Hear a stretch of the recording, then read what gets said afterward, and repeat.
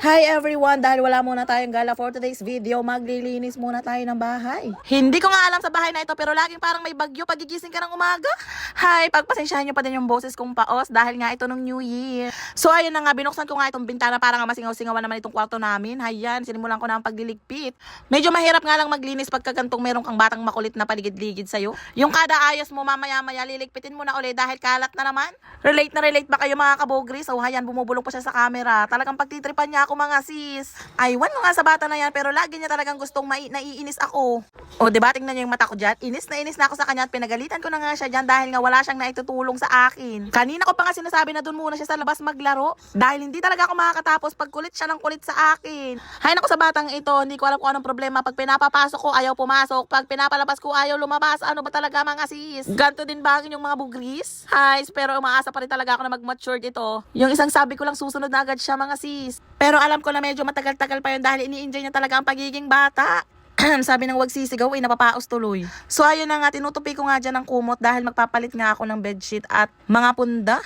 Every week nga ako naglalaba ng mga punda at bedsheet dahil nga sinasabay ko na ito sa aking paglalaba. Oo sis, lingguhan talaga ako maglaba. Dahil ang paglalaba talaga yung isa sa kinakatamaran kong gawin. At para na din tipid sa kuryente at tubig, sabon at powder, syempre mga sis. Hanggat may nasusuot, wag muna talaga maglaba. Ganyan talaga ako. Hindi ko naman sinasabi na gayahin nyo ako ha. Ang totoo kasi talaga niyan ay tinatamad talaga ako.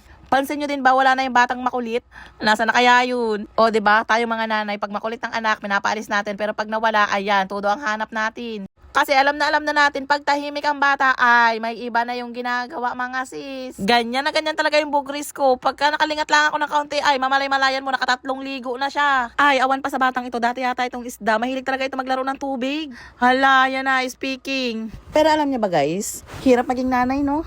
Yung tipong gusto mo magala pero pag may ganito kakakulit na anak ay mapapa-stay ka na lang talaga sa bahay. Hindi ko kasi alam dito sa bata na ito pero para siyang kiti-kiti, para siyang basta. Alam mo yung parang ngayon lang nakakita ng mga bagay-bagay, ganun siya mga sis, napaka. Gugulong talaga siya pag gusto niya gumulong para lang mapansin mo. Nung one time nga may birthdayhan kami pinuntahan. Sa resort nga ginanap pero hindi na talaga kami nakapag-swimming. Wala na akong ginawa kundi humabol na ng humabol sa kanya mga sis. Niligo niya na talaga mga buhangin. Akala mo naman talaga hindi malapit sa dagat ang bahay namin. Kung makatakot siya sa buhangin ay parang sabik na sabik. Isa sa mga dahilan kung bakit hindi nga kami araw-araw napunta sa dagat. Dahil maraming beses na nangyari sa amin ito na dinala ko siya sa dagat. Naku, pahirapan na kami umuwi. Nakiusap na ako na nakiusap. Hindi talaga ako pinagbigyan mga sis. Gusto niya kasi pag nasa dagat na talaga siya maghapon. Kaya wala talagang choice. Mapapalo mo talaga. Kaya siguro once a week ko na lang talaga siya pinupunta ng dagat. Marami nga nagsasabi na ilabas-labas ko nga daw siya para masanay. O sige, sino mga gustong tumanda dyan ng maaga? Isama niyo na si Bien lumabas. Ang totoo niyan, lagi naman talaga kaming nasa labas. Hindi lang talaga napapagod itong batang ito. So ayan na, malinis na ulit. Walis na lang ang kulak.